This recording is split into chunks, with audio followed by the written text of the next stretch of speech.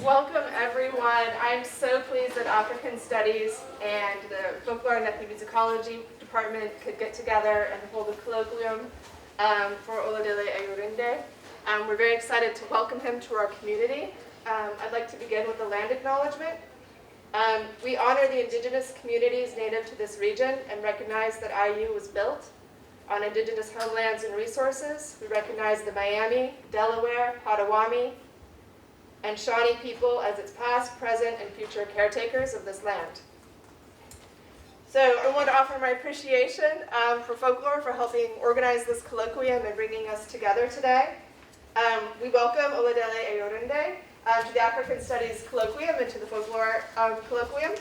As a Title VI Resource Center, our program promulgates research excellence, a prestigious program of African languages, and pedagogy and outreach program driven by our social justice mission.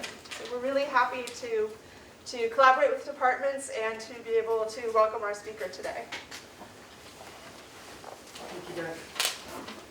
I actually would like to welcome everybody on behalf of the Department of Folklore and Ethnomusicology.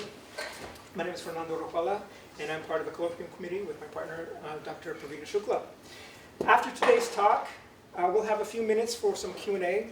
And then at 5:30, we invite all of you to join us to at Nick's, which is a bar just about a block away past the Arboretum on the second floor. We have a room reserved for us. And we can continue our conversation with Dr. Ayorinde in a less formal context. At this time, I would like to introduce you to our friend and colleague, Dr. Oladele Ayorinde, who is a visiting assistant professor of ethnomusicology in the Department of Folklore and Ethnomusicology here at Indiana University, Bloomington. Dr. Ayorinde has multiple degrees in music, music education, and ethnomusicology from universities in Ghana, South Africa, and Germany. Furthermore, his teaching experience is also impressively international, including the University of Witwatersrand in Johannesburg, South Africa, the University of Bonn in Bonn, Germany, and presently here at IU in the United States. Additionally, Dr. Ayorinde continues to be a practitioner performer of high life and Afro jazz band, African drumming ensembles, as well as contemporary African popular music, practicing hip-hop, gospel, and R&B. His research is located primarily in South Africa and Nigeria, and explores music and music making as a lens into contemporary Africa's complex social, political, and economic development processes.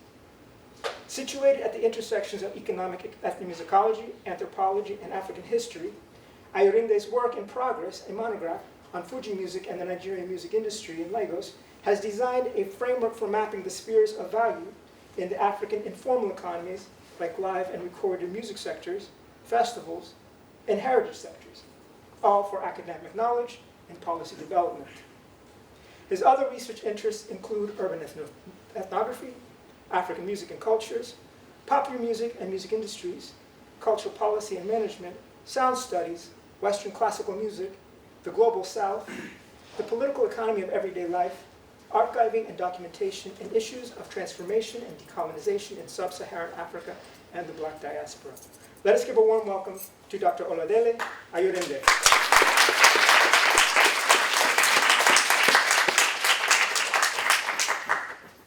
Thank you so much for the introduction, Fernando, and thank you so much, and thank you all for coming.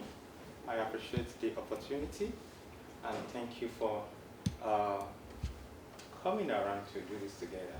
And as we move on, so first thing is that we are doing it together. That's the first one. And so I'm thanking you in advance for coming, sitting here and listening to me talk. This reminds me of a particular parable from my hometown, which says, "Tobatiya ejekajoshe." That is, in a simplistic form, it means the idea of everything is about collectivity. It's about community. Even when you are the owner of that big ram for festival celebration, you need to invite Mr. A, B, C, Mrs. A, B, and C to come and do different part of that same ram. So it is always a collective process, and that is actually the basis of my presentation today. But I would like to start with another short folk tale from my environment also. So, this is quite popular, and it has been, documented and reshaped in an academic, in a scientific form recently, but I'll get there shortly. So this is a folk tale about a particular being who wants to win the love of a beautiful lady in the community. There was this beautiful lady who was everywhere and no one could woo her or try to date her. You know, she was too high there, everyone wants to, you know, everyone wants her, but because she's in contemporary time, we say she's expensive, you know, you couldn't go out with her. So for you to go out with her, you need to find time to accumulate a lot of resources to fashion yourself, to make sure you are the big boy kind of dream. So there is this particular demon who reside in a particular tree close to the community. The demon is so ugly, very, very ugly, more like a skeleton. So the demon will come out every day in the night to get things across the community. But so while often when the demons go for his shopping or his or her shopping, whatever, so that rumor of the lady, you know, he keeps hearing that tales of the lady, and in fact, in most cases, he has this guys to go and check the lady, and you know. So the demon was so interested. Okay, I'm going to marry this lady. So what the demon did was, on this particular day, when he was setting out, what he did, he had to call a town hall meeting for demons and ask them, look, everybody, look, you know, can you see me? I am not beautiful, and I want to marry that lady. What can you do for me? And everyone went to, don't worry, I'm going to give you my head. No, I'll borrow you my hand. Don't worry, I'm going to borrow you my jacket. So, a skeleton going out. So, from every step, he was borrowing flesh, borrowing jacket from A, and borrowing different parts. So, by the time he was entering the town border, he was already a complete person. So handsome. So he went straight down to the lady's apartment.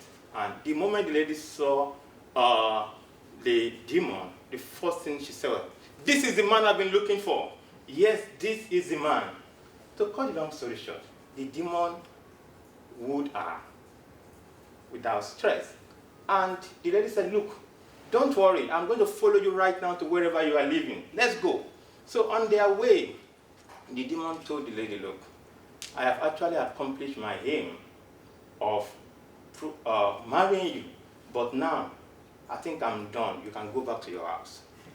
The lady said, no, wherever you are going to, we are going together. If you keep it over law, I John Loan. That is, wherever you are going, wherever you are heading, wherever your destiny is leading to, we are going together.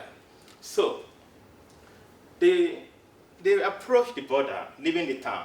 Go back. The demon told the lady, I am done with you. Don't worry, we are going together. After the border, the demon started returning every part to A, to B, to C, to D. By the time they are getting to the actual place, it was so ugly. And the lady shouted, what? So this is just a story that is very common. And recently, the Nigerian literary scholar, Amos Tutuola, wrote about this particular tale in his book, in one of his novels. And also recently, the Cameroonian anthropologist Francis Nyamjo has theorized this as incompleteness. The basis of incompleteness. I have been first of all, I started playing with this idea around 2016, because of the youth uprising across Africa, particularly in South Africa. And actually, from there, that transformed the idea into my own work on Fújì in Lagos, which is a contest and which is what we are actually going to do right now. So the idea of incompleteness is a theoretical component that actually speaks to almost every aspect of life, including economy, studies, and scholarship. So I'll get back to incompleteness. So let's go to Fújì and see the logic of incompleteness and how Fújì represents these forms of incompleteness.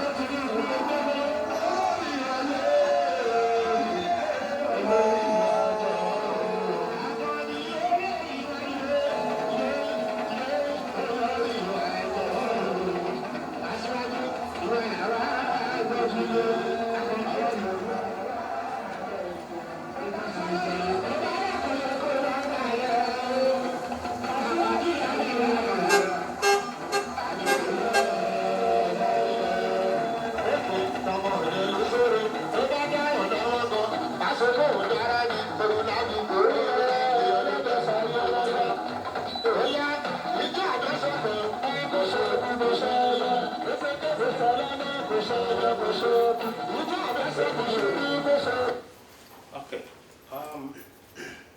So the clip we just watched is actually one of the ongoing development in Lagos. This is just last week.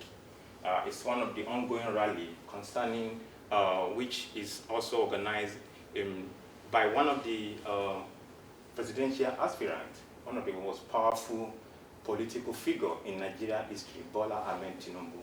So Tinubu was actually initially what we can call the political power and the brain behind a particular political party called APC. So he was the one that enthroned the current president. Buhari, the current Nigerian president, has tried for 3 times, failed woefully to opponent party called PDP. So Buhari went to Tinubu because he acknowledged that Tinubu is powerful and he has a strategy to get everything done in the political realm in the southwest Nigeria, which Tinubu is one of the lord, where his own territory is actually. Tinubu agreed on the condition that, look, if you agree with me, I'm going to help you unseat the current president, and I'm going to make sure everything works for you. But the condition is that after your term, it's my turn. It's my turn. So that was agreed. But unfortunately, it happened that Buhari, who is from the north, the Hausa Fulani, got to the power, and he actually took Tinubu powers off the hook and created around himself some interesting components from his own Fulani, Hausa Fulani tribe. And that necessitated a series of violence since 2015 in Nigeria. Recently we've been seeing many ethnic groups trying to negotiate a referendum. It's simply because they felt that, look, this government is not helping us. But why is Fújì necessary in this case?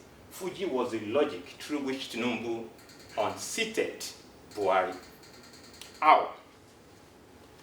In 2011,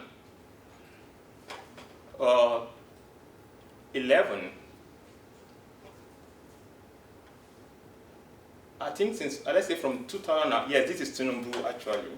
This is Tinubu, the man sitting in between. So this is the person here, this is Wasiu Ayinde, and this is the pioneer of the Fújì genre. This is the person that actually created it, and through various means and collective ideas. So this is 2001. Tinubu was the governor of Lagos. This was a program for Fújì. Being the head of Fújì, he has influence, and Tinubu also ascribed to that kind of local logic in Lagos. So Tinubu was close because the Fújì barrister is dead now. But this is one of his mentees, one of the most influential mentees. So from this meeting, he met Tinubu. And since 2001, this particular musician, Wasiu Ayinde, who is one of the biggest voices in Fújì now, has been working with Nigerian political strength, particularly the APC government. And just 2 weeks ago, he was conferred an honor, one of the highest national honor in Nigeria. Now, the basic logic is that Fújì musicians are not educated. Fújì is a street music.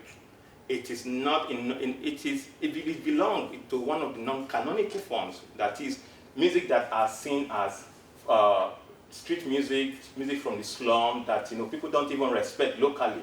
In Lagos, in Nigeria, if you talk about Fújì, people are going to see you as you are illiterate, because the Nigerian thing is about as people ascribe to that kind of modernity. They want to go to school, wear a tie. But the Fújì guys are actually street guys. They appeal to market people, those who sell, many belong to the lower class actually. But last week, Wasiu Ayinde, who has been working as the political trumpet for the APC government, was given a national honor. This attracted series of conversation, and it has actually propelled a kind of controversy, which many people, he has worked so hard from nothing, he has grown to a national hero, and fine, but the basis is that it is not about what Wasiu said, it's about the form of ideas, the form, the expressive form, Fújì, which Wasiu embodied and was able to channel into the local life, because Fújì is not popular among the elite, but it is the biggest thing that has ever happened to the lower class people, particularly in southwest Nigeria. Yeah, it is the biggest thing. And despite the affiliation of Fújì and Wasiu, let's say, and other Fújì musicians for that matter, in the last 20 years to the Nigerian politics, the form, the genre still maintain its relevance within the local community. And that's where the idea of incompleteness is coming in gradually, because the form has transformed, in various ways, borrowing ideas. Formerly, it emerged in the late 1960s, and by the early 70s, the form has developed from a mere local folk songs into a cosmopolitan musical genre, competing successfully with popular genres like juju, like high life, and even Afro fella. On many cases, fella had to, make a public statement to Barrister that this is a local music. And Barrister also, who is a pioneer of Fújì, responded to him also through album that don't call Fújì local again for your life because we own the land, That was an interesting conversation in the 80s. But in the 80s also, other Yoruba forms like Sakara, Apala were also driven to oblivion by Fújì. The question is, why is Fújì so relevant? Fújì was and still relevant simply because of the ways the musician, focus or craft, have been able to craft their own music into the local context. And in doing so, also fashioning themselves as mega stars. Fújì musicians, yes, they are not educated, but most of them house many houses in the United States. This Wasiu is a citizen of America. The other one is a citizen of America. He also is a citizen of Canada. So almost all the superstar Fújì musicians are citizens of Canada, UK, America, and they have their family living here. They just use Nigeria as their workshop, So, but the biggest deal also is that the more they travel to America, they travel to UK, they travel to everywhere across the world, they don't just travel. Traveling for them is also a form of circulation. So when they get to the plane, you see them taking selfie of themselves and posting it instantly on Facebook. And the moment their followers in Lagos, across Nigeria, sees that, it's going to become a big discourse. Wow! In fact, to put it simply, the Fújì phenomenon in Lagos is similar to the kind of affiliation of football fans to football, particularly European Premier League. Yeah. So, and also there's also a huge connection between Fújì fans and European Premier League also. So Fújì then becomes another important logic to discuss the winner. People use words like "Awalaman win leni." We are the one winning tomorrow. That is the hour is a collective time for us, and that us represent a particular fans club for a particular musician. Wasiu Ayinde K1 has fans club across Nigeria and across everywhere you see Yorubas across the world. He has a fans club. The fans club are economically organized club. Yeah, so they contribute money to buy, to do parties, to do this. In fact, in most cases, they bring in, they try to, from Nigeria, they sponsor everything and bring them down to wherever they are to just organize big carnivals. So this is how Fújì has been operating. But also, one important area of Fújì is that Fújì locally was understood and still understood as a local music, like Fela said in the 70s or early 80s. But the reality is that when explored deeply, one notices there are layers of ideas. For instance, Fújì musicians, when they come to America or when they go to other places, one of the things they do is to make sure that they borrow one idea. So the first thing they do when they get back to Nigeria is to record one album and target something. Live in America, live in Canada, live in this. And the Fújì fans are so happy about that. So this is one of the, and also is the forms of, self-composition, composition in sense of musical instrument. Barista, for instance, was the first to introduce some musical instrument in the 80s to some even Nigerian popular music as a whole. I think when it came to it came to America in the 1986, and when it came back, everything changed. That also has its own story within the Nigerian history of the 1980s. But what's important is the ways in which these musicians were not contented with their own self and their own local context. First of all, seeking ideas here and there while maintaining local audience, and also creating a kind of imaginary boundary or excursions for their local fans who have never in their life even been to the airport. But the Fújì musician, the figure of the Fújì musician to them is similar to the figure of Michael Jackson. It's similar to the figure of James Brown. It's similar to the figure of any big global artist one can speak of, because they compose the music, they make the music, they make the performance, but also inserting narratives about where they are going to.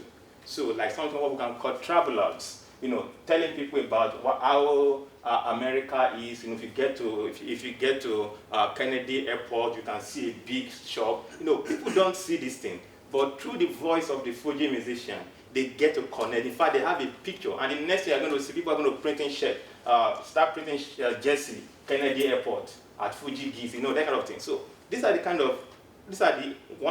one of the ways in which Fújì create a kind of imaginary boundary between the local people and the idea of globalization, and how also they themselves start producing new materials for themselves, for their own local ideas, what I have called globalization from below, or modernity from below elsewhere. So this is Wasiu in mid-2000. So this is called K1 Team Lagos. So at this time, he was already an official voice for the local APC government in Lagos. But also, this is not the gist again. Let's quickly move to the next. What is relevant? The question is, why is Fújì relevant to APC's leadership and agenda in Nigeria? Second, what informs Tinubu, which is a pioneering power for APC, and Buhari and APC's choice of Fújì as their flag bearer and not Juju or highlife, which is celebrated symbols of wealth, modernity among Yoruba elites and Nigeria's influential politicians, like I said earlier. So then the question, I answered this question through the idea of political and economy of Fújì. So by political economy of Fújì, I mean the production, circulation, and spheres of exchange of values and price and profit mechanism in Fújì music. What do I mean by this? Okay, let me just explain that a bit. The idea of political economy in Fújì is not a new thing, or political economy of culture. It's a big idea in economic anthropology, and recently it has become part of the discourse in economic ethnomusicology. So it's a term that was more that was popularized after the great debate in the late 60s and early 70s. You know, in the 60s, or let's say prior to 1960s, a great debate in economic anthropology, particularly issues around representation. Some of the party were, you know, like we know, the universal approach and singularist approach. Then that also reminds us of discourse, like in the areas of representation, Franz Boas in the early 20th century, the likes of Malinowski, the likes of Marcel were so important in the development of this new idea of political economy. And the basic idea was that culture should be understood, or people, according to their own local logic, which is contrary to the universal approach of the other school of thought, which we can, for instance, the work of Edward Tylor, the British social anthropology. So they belong to the what's his name? They belong to the school actually who propagated, you know, the idea of global idea, and this is where the logic of economics also emanated from. Particularly when we talk about the work of Adam Smith, for instance. So there were two schools of thought, and by the 1940s, it has actually generated enough controversy. And Karl Polanyi, who wrote The Great Transformation in 1944, took a kind of step in mediating this conversation. And by 1957, when he wrote a new text, which actually focused on, you know, which further explore the new ideas. So that became an interesting conversation because his work was very significant to the formalization of economic discourse in ethnomusicology for two reasons. First of all, the works actually brought together the two ideas and found a way to kind of creating a kind of overlapping idea that, look, guys, we don't need to fight about this thing. The universal approach is good. The internal logic, which is the school of like the ideas of Franz Boas, is good. So he championed the idea. However, by the 70s, the debate was already obsolete. So a new school emerged called the political economy approach. This school actually was shaped by the work of Karl Marx, particularly Capital. The Capital shaped this discourse. And since the mid-70s, the conversation has been on in different form, and the discourse around political economy has evolved across spheres, both in anthropology, sociology, economic ethnomusicology, and other spheres of sciences. You know. But recently, the study of the focus was more, significant in ethnomusicology, and that's what we have what we now call economic ethnomusicology. The discourse is just less than 10 years actually, but already we have significant, contribution and discourse going on in this area. So this is where my work actually belongs. So then by political economy, also there's another thing I need to quickly mention. The focus has not changed. Despite the development of this conversation over the years, people are still, trying to figure out how to manage and how to mediate different ways the universal approach, the scientific and the local life, which ethnomusicology and folkloric studies have quite, taken as an important focus, So the question then becomes, not the question, the reality becomes that people, the scientific discourse and the approach that has emerged over the years has yet to transcend the ideas that shaped the great debate. So in other words, what happened is that the discourse has continually reproduced the basic tenets of the great debate. And here is where my own work comes in as a form of mediation. Then how am I doing this mediation? It's simply, in a simple sense, so what I have done with my ongoing work and my research, both in South Africa and in Nigeria, is to take up the template from the earliest 20th century and situate this template within current social reality. By social reality, I mean the continuous development in humanities. For instance, this is 2022. We are talking about pandemic. Pandemic is not new, actually. 100 years ago, pandemic happened, and that was when the discourse around economic ethnomusicology was first of all formalized by the work of Malinowski. So Malinowski wrote his thesis in that Arrogant of Western Pacific was the first or one of the biggest texts of the time that shaped not only economic ethnomusicology, but also standardized the method. So also, in that same era, Miles Marcel wrote The Gift, which has also become a kind of a template for thinking in economic anthropology. These two texts, coupled with 1944, with Karl Polanyi 1944, A Great Transformation, have since 100 years ago been relevant across spheres of economic thinking in social sciences. And this is where my foundation rose. So I'm going back to that particular template of 100 years ago and bringing it back to today in post-COVID-19 situation to now ask myself and the people who I'm conversing with, what can we do with this model? And how can we transform this model? And that is a question of my work and what my work is responding to. The question is, how have I done that? Simple. So I have created a two-in-one model called the political economy also. But by political economy, I am not just interested in anthropological thinking, which the basis for anthropological economic thinking is production, exchange, and consumption. So these three layers have shaped different theoretical development over 100 or let's say 200 years, because the idea actually started in 17th century.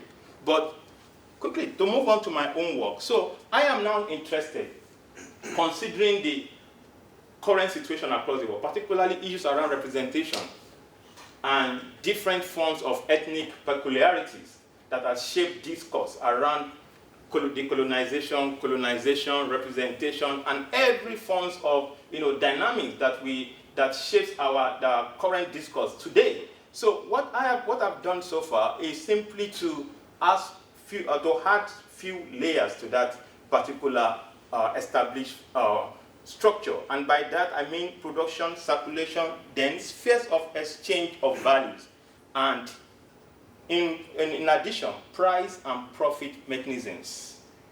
So I do this through the lens of Fújì. So here is the basic framework that I am working on currently. So the first, this is a format borrowed from cultural policy and management. So the basic, this is more like a mapping. In cultural policy, we call this mapping, or heritage study, we call this mapping of value, because central to the economic discourse is value, which is production, circulation, and forms in which people consume or what people do with this value. And according to this mapping structure, so we start from creation, then to production, then distribution, etc. But in this case, this is just a basic template. Each of these sections is quite complex, that it needs, like I told you, I'm still working on it, other forms of references and layers. They are all, they have multi-layers, but just for this presentation, for the sake of this presentation, I'm presenting it this way. So the first one is creation. So that starts from the culture, the people themselves. So it is people-centered, from the people. Who are these people? The composer, the industry, the culture, wherever they are. So we explore the creation of this particular culture and what shapes value and how is this value, being conceptualized as a product and other form, Then the second one is the production, which is also very complex, then distribution channel, exhibition. So how am I mitigating this another complex layer? So what I've done is simply to divide the format into 3 scientific movement steps. The first one is what I call the production. Okay, here is the basic chain I'm working on. Then the other one, which I'm now doing now. Yeah. So I've divided into three structures. The first structure is the production. The second one is the circulation. Then the third is the exhibition, or what we can call, okay, first production and circulation. Then the third is spheres of value. I will explain that as we move on. But I'm going to focus more here on the production. Then I will explain the other ones as part of it. So because economic anthropology itself, as in the idea of political economy, is structured, its focus is primarily on the idea of production. And that's what I am concerned. That's where my interest lies, because the production is very important. That's where the value is determined. And that is where the circulation is determined. And who, and for what, and where it is going to, that is where it lies, the production. So I'm going to focus on the production. But for the production, I have outlined 2 major layers for production of Fújì. The first one is studio recording contest. So, what happens in the studio? That is a big question. What are the processes that shape the sound we hear, both on air and across the streets? This is what took me to the studio across Lagos and some other parts of Nigeria. And in doing so, I wasn't doing so, like I said, as an ethnomusicology in the sense of ethnography or anthropologist. I did that also as part of the industry, because I've been part of this industry at least since the late 1990s. I've worked with many musicians. So in this case, my job was situated within 2 layers of dynamics. The first one is the cap, wearing the cap of an ethnomusicology, doing field work. Then the second is wearing the cap of somebody who belongs to the industry and who has privilege of working with different forms, both the different dynamics, which we can't even start discussing right now, So here, I work with this particular musician, who is one of the current megastar of Fújì music in Nigeria. It's called Oladele Ayorinde. So I've known him before now, and from my research, we started working together. So I became a band manager, in quote, and the expert, arranging sound, working studio. But also, while doing this, I was also working on initiative. Okay, let's go. We are going on a trip. Let's do this. But what do we need to do? For us to do this, what do you think? Okay, he told me, okay, let's add some jazz to it, I've listened to South African jazz, and you're from South Africa. Let's add some jazz. So we did all that. So what I did here was to create a second band for him. The initial band, he wasn't willing to let go because of the local logic, the grassroots affiliations. So we created a new band, and we organized for audition for a new recording project. So yeah, this is the audition and also the recording process for that particular work. But what is most important here about this production is the ways in which it opened me from the scientific aspect to the things we take for granted, even when we listen to music.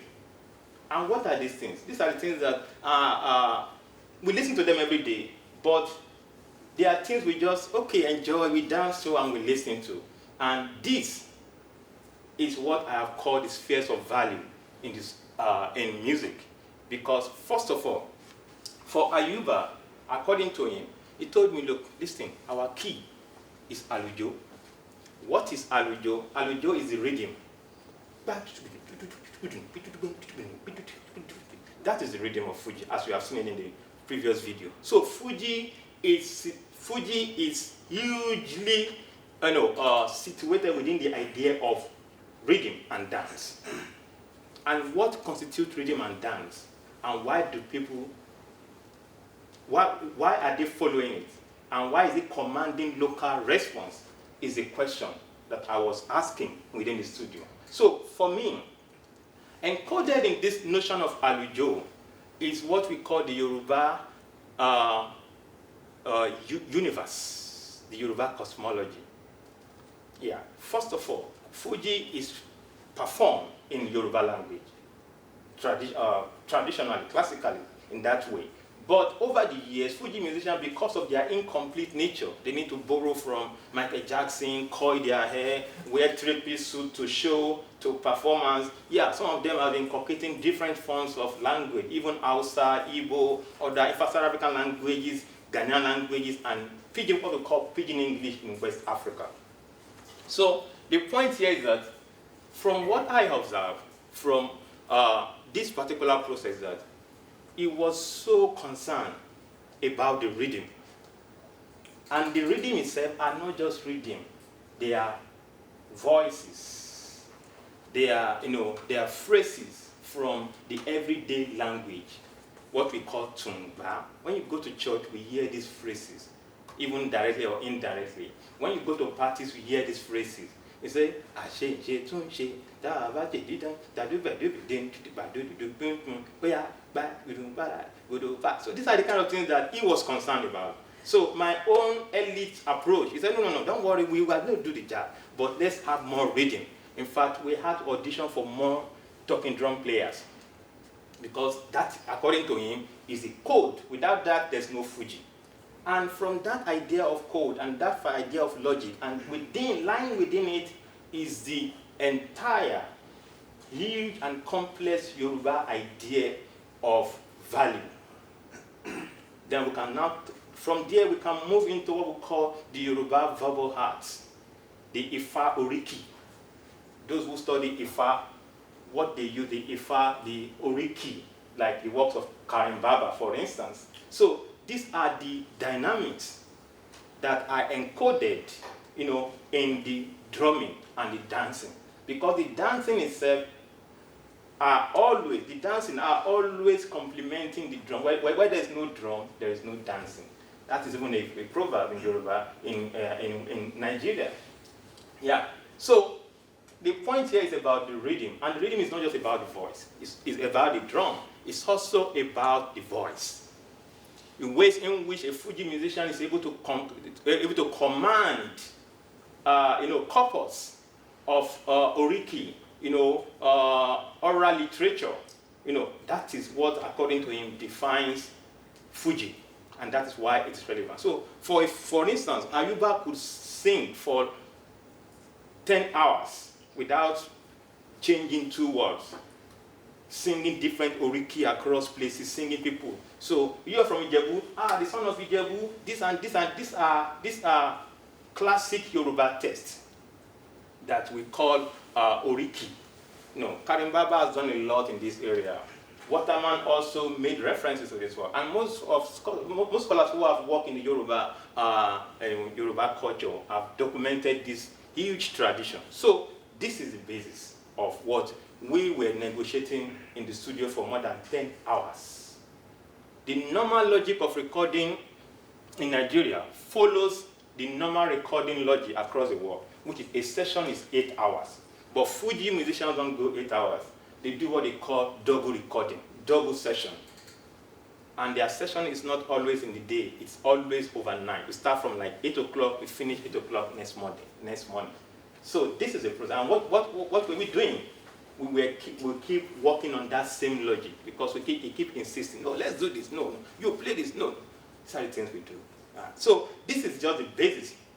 And this can actually help us, to invite us or provide insight into what Fújì means for people, the local people. So in this context, what Fújì embodies are texts that people listen to every day, that shapes their well-being, that reminds them of who they are as Yoruba, who they are as a Lagosian, who they are as somebody from Ijebu, who they are as a Nigerian, and also who they are as a cosmopolitan being located, rooted in that place called Nigeria or Lagos or Abuja or even in Ghana, because Yorubas are dispersed across the place.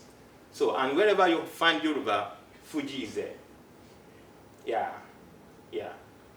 So, the point is that Fújì is not just a test, a music for enjoyment. It's actually a logic of everyday life. When you go to the market square, you are going to see people just singing lyrics or listening to it, and across the street, even in public taxis. There's a particular taxi called Danfo. I'm not sure if I have it here. So you can't, this has the close affinities with music. So what is produced in the studio, it is not music per se. It is the logic of everyday life. It is what makes people who they are, what reminds them of the collective idea of Nigeria, and what also reminds them of their own ethnic peculiarities, as Oyo, somebody from Oyo, somebody from Lagos, somebody from other part of West Yoruba in Nigeria and in diaspora. Then the second section where music Fújì is produced is through the live performance. Okay, the point I need to make this clarification. So Fújì is produced in the studio for a particular forms of listening, Why the other section is the live performance. Actually, the live performance shapes the recording process, not other way around. Because it is what we have rehearsed in live performances that we are now going to encode into the normal recording process. And that's why, because the live performance allows for improvisation, we could play for 20 hours without thinking of anything. Playing, the reading goes on, and because the singer, who is the superstar, the front leader of the band, is always standing at the front, and the composition comes as people approach to spend money, like what we can see in this particular image.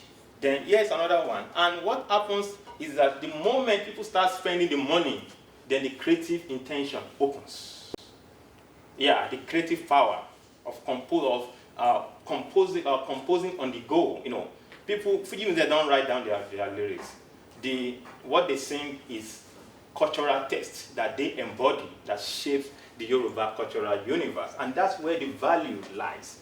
Yeah, but the performance at a place like this shapes the recording process. It is the kind of thing that people respond to more at public performances that we take to the studio to record and branded, because they want to keep listening to that thing they listen to that made them spend money, that actually inspired them or provoked them to dip their hand into their purse and spray.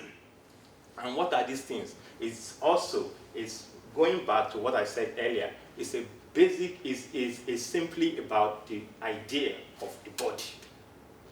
Who are we? Who are we? Who am I? Listening to it, Ayuba singing, oh, they are Sade, like in this case, the daughter of this, your great father were heroes. Yeah, you this, come to me. So these are the things that people listen to. We call it oriki.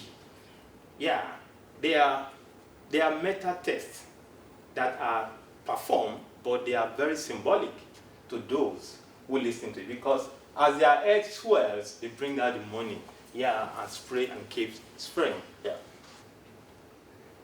Then the other one is the other section that I spoke about is the circulation. So in terms of circulation, also what I have done is to, this also in process, is to borrow another framework from business, and economics also, to try to map the social life of the production, and how the value, the music, Fújì in this case, moved from different layers into the last person, which is the audience or consumer. So the producer, in this case, is not just the Fújì musician. For us to go to studio, Fújì has patrons, fans club, like I said earlier. Fans club, one member of fans club could sponsor a whole trip for 5 years. they are not educated. They might not be. They don't belong to the elite club, but they are very, very, very, very rich in terms of local business, making it. Yeah. So some of them, in fact, will call a Fújì musician. Can you do a record for me, an album in my name? Because it's also a way. This is also one of the ways the people also, circulate themselves. For you to be known, you need to have someone who is singing your praise, and Fújì musicians are known for that, and that is where the political affiliation comes in. Yeah. So I'll get to that anyway soon. So we have the producer. In this case, this is the production section where we go to the studio, somebody finance the budget, and we spend days working out the recording and different stuff. Then the second layer is the distributor. Distributor, now we are coming into the major economic sector right now, a physical economic sector. So here the distributor are those who will go to the producer after the work has been produced, pressed at the factory in the form of CD, mass media now, CD or whatever format. Now, in fact, we now have another form, digital format, Spotify. That's another discourse on its own. But this concerns the physical distribution. So the pressing, then the second structure is the distributor. It goes to the factory or the owner or the marketer to buy in bulk. And they take it down to the community. Then there are others, we have other structure called wholesales. These are not just, they are not content terms because they have different layers, in terms of meaning. They are not just distributor in the Western sense, They have their own local logic. Somebody's distributor could also be something else. So wholesale, then retailer, then consumer. Okay, well, I have discussed this earlier. Okay. Yeah. So this is the first point of contact after the work has been recorded and produced. So this is the market. So different community distributors will come to this place. They don't need to make prior appointment.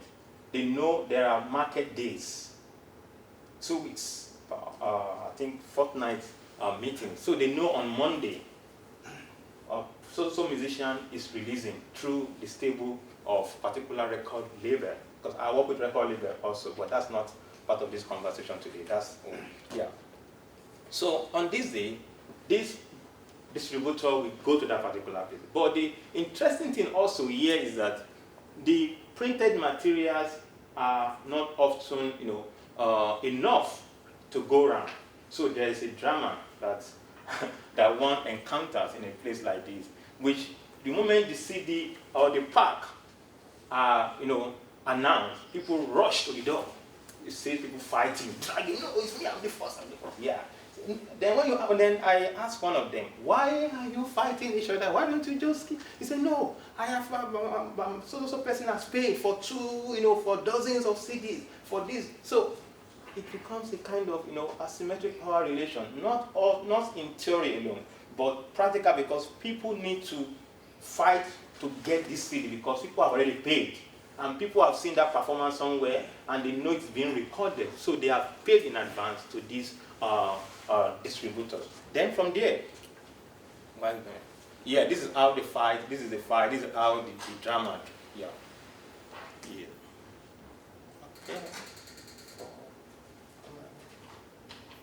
Okay. Yeah. Then another form of distribution which is quite interesting, I need to mention is I'm not going to go into details, but it's part of my work in progress, is the idea of the new market, the emerging market. Piracy is a big thing in Africa and has been part of the system since 60s or 70s. But there's a new form of piracy mechanism, piracy infrastructure. So this is one of my research, collaborators, not collaborators, I say assistant or research partner which I work with in Lagos. So what he is doing actually, so this is called, they are shops or agency across the city. They are not a formal agency in that sense, but what they do is they do what I've called official piracy. What is official piracy? So you buy a CD for 50 naira, one CD of the original product from the distributor or retailer. Then you take it to your computer, slot it in, then download it there, put it on your computer. Then you now open a shop across the street on your house, your front of your house, or get its official space, pay for the place, stage a tent, and put a banner there, download. And even telling them, I have new product. So instead of them buying the CD for 100 naira or 50 naira, they are paying 20 naira or 50, that same 50 naira to download 5 albums at a go. Yeah, this is serious. But the logic behind it is also that in paper, or it is not a good thing.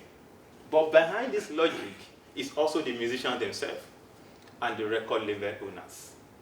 That is not the focus today. Yeah, I have dealt with that elsewhere. So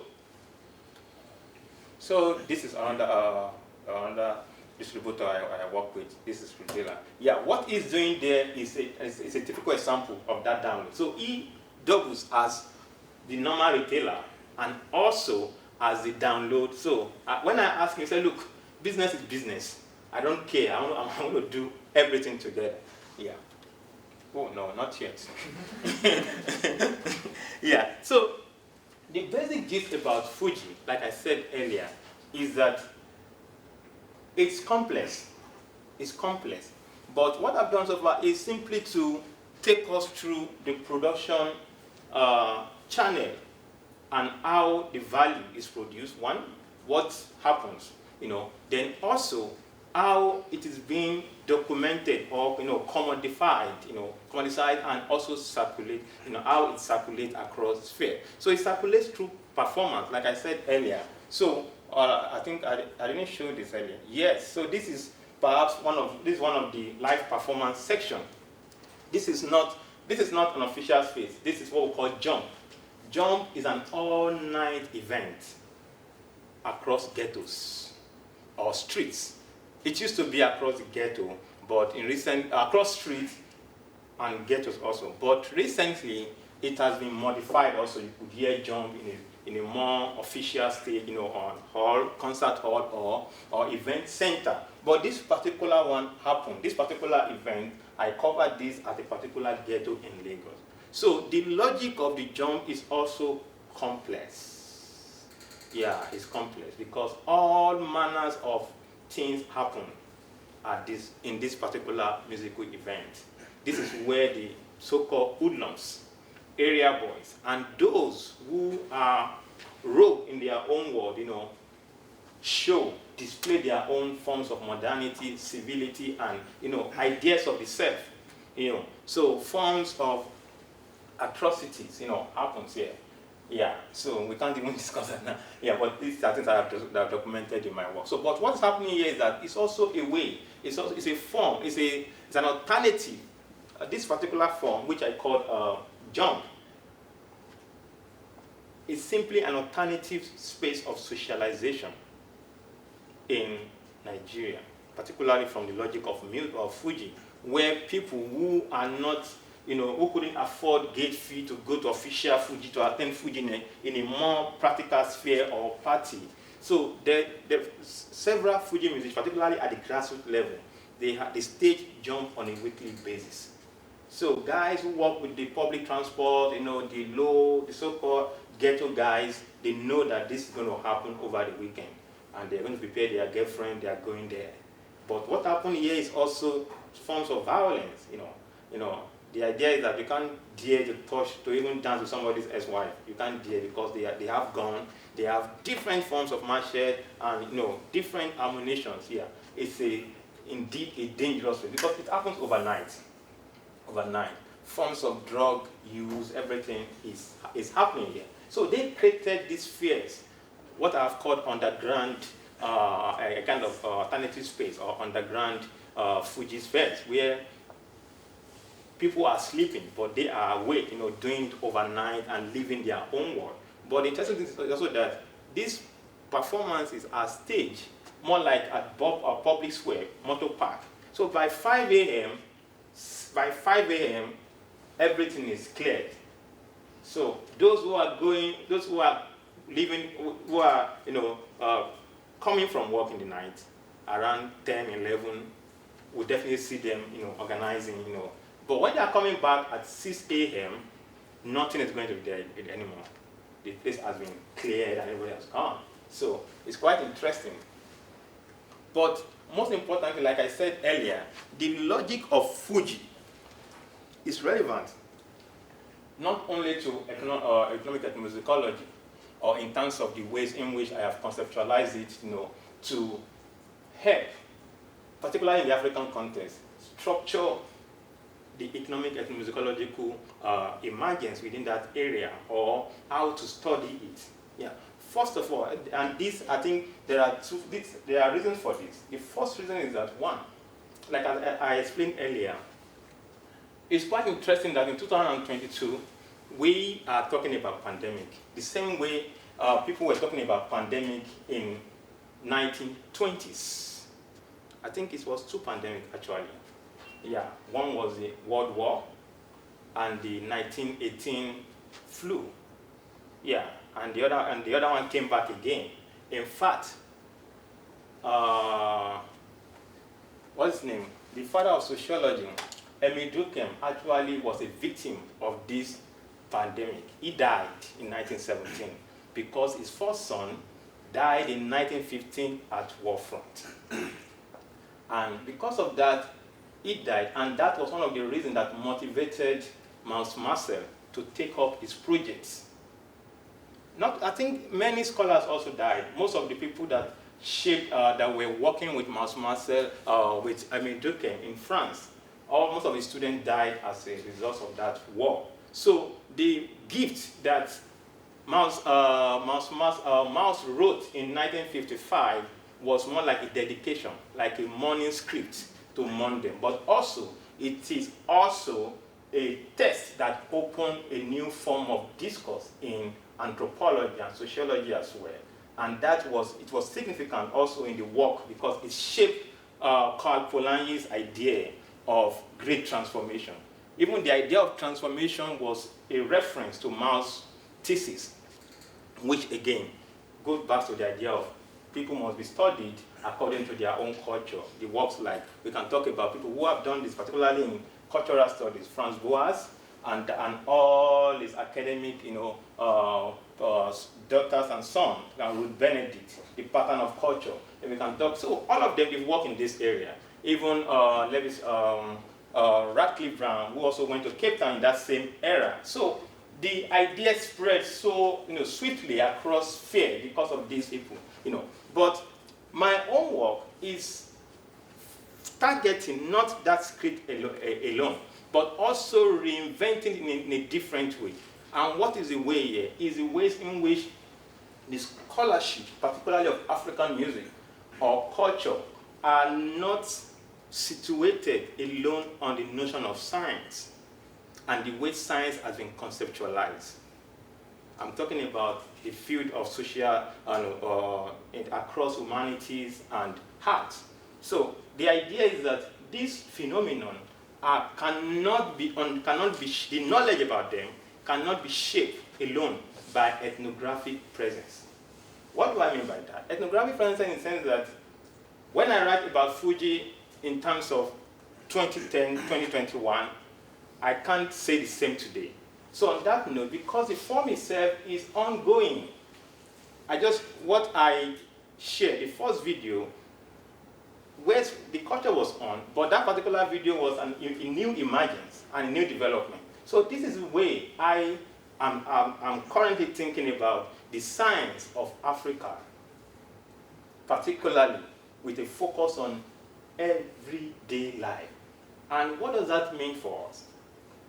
Simply, particularly when we talk about ideas around decolonization, studying Africa or its culture or any forms of representation that anyone might want, or whatever we call it, is simply not, I am saying, from my own work, it's not something we want to represent as a contained phenomenon, because it's like the name, what Francis Nyamjo has called the limb-footedness, So it's changing drastically. At least we can't represent it in the same way. And that is what my own work is doing. And creating that framework or that apparatus to start thinking of culture, particularly my own work, Fújì, as a process, of a form of process, is quite relevant, not only to Africa, but also to the broader idea of economic ethnomusicology or economic anthropology. Because the everyday life in Africa is not something that is so easy to conceptualize like that, because the everyday life is situated and shaped by different dynamics. And one of these dynamics, central to them, is the everyday forms of well-being. People negotiate well-being. And in terms of negotiating well-being, there's an emergence of a certain currency that must circulate, that can trigger people's own idea of themselves. And that is where they become, that's where they get the logic of, okay, this is who I am. For instance, in the case of Fújì, what is circulating, the value that is circulating is the sound, is the narratives. And that is why people are so connected to it, that the federal government, the politicians, have no choice than to create affiliations with Fújì musicians. The question is that they would have done that with Juju. Juju is more elitist in form. Highlife is more elitist. In fact, in the 1950s, Highlife became what I've called the sound of freedom. From 1950s, late 1940s down to 1966, before the first coup was organized in Nigeria, per se. Highlife was a big deal. People see themselves in Highlife because that was also political. Politicians told Highlife band, put local language, put all these things. But unfortunately, Highlife maintained the elitist status. And by the early 1970s, forms like Fújì came and wiped out Highlife. And the same happened to Juju in the 80s. So this is the value. This is the kind of value that Fújì has been producing and that keeps validating the sound and the musician in the broader Nigerian, in the broader idea of Nigeria. Because it used to be a Yoruba music, ethnic affiliated. But right now, Fújì is not even Nigeria alone. Yeah. Last week, I witnessed a performance of Fújì at Indianapolis. Yeah, where we have people from across culture going, although celebrating a Yoruba person whose son is getting married, So this is the way in which the genre has circulated, and this idea of composition, self-composition, is better understood from that a particular word which I used earlier, and another one which is also very relevant is no condition is permanent. No condition is permanent, and that is what Fújì is telling us, because it keeps reproducing, keeps changing from one way or the other. And if a condition is not permanent, what makes it an impermanent tradition or culture is simply, again, back to the logic of incompleteness. And that is how Fújì has retained its value in the Nigerian context, not just for the people, but also moving from the local street culture, the ghetto culture. Like I said, this was the first contest for Fújì in the late 60s. It was the people, underground people, it was the local people, it was the non-elite, the so-called illiterate, it was for them. But it has moved from this particular stage down, going back now, becoming the voice, a national voice, in Nigeria is a process, and that process is infinite. And that is the same way I am thinking about science, particularly the study of culture, ethnomusicology, anthropology, And that brings us to the idea of decolonization, like I said, decolonization and the social life after pandemic. So the point is, what should be our focus now? I am focusing on everyday life because not only to produce knowledge about Fújì, but also to help validate the agency of the people who shape the understanding of Fújì, the producer, and the various channels through which Fújì is made Fújì. So it's about agency. The African agency is quite important. The agency is quite important, and focusing on it helps us to mitigate ideas around, complexities around, identity discourse, decolonization, and all manners of, conversations that are quite ongoing in scholarship today. And this is particularly relevant to the African, cultural studies also. So I think I'm going to stop now and let's discuss it. Thank you.